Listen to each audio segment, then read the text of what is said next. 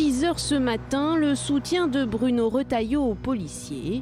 80 000 sont déployés partout en France avec un dispositif d'ampleur, du jamais vu depuis les manifestations des Gilets jaunes.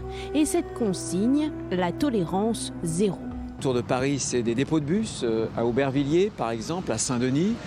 Comme à Paris, blocage des dépôts de bus à Lille. L'objectif des manifestants, stopper l'économie.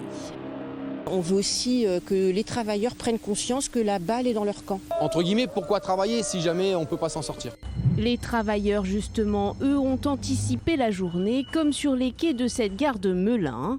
Un trafic perturbé, mais finalement pas totalement bloqué.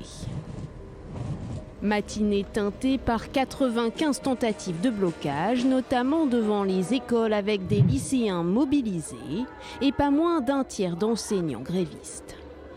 C'est notre futur qui est en jeu. J'ai envie d'avoir une vie meilleure que mes parents. C'est important, même nous lycéens, de faire entendre nos voix et de manifester.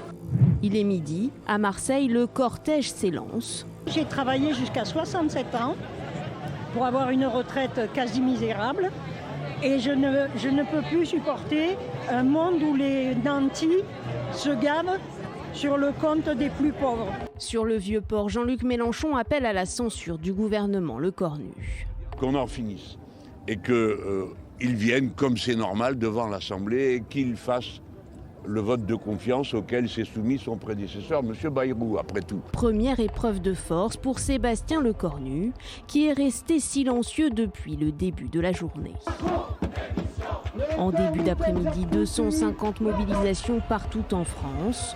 En tête du cortège parisien, la CGT. On peut dire que la mobilisation est d'ores et déjà un succès.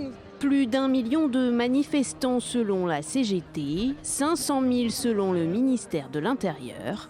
En marge des mobilisations, la tension est montée d'un cran à Marseille, à Rennes ou encore à Paris.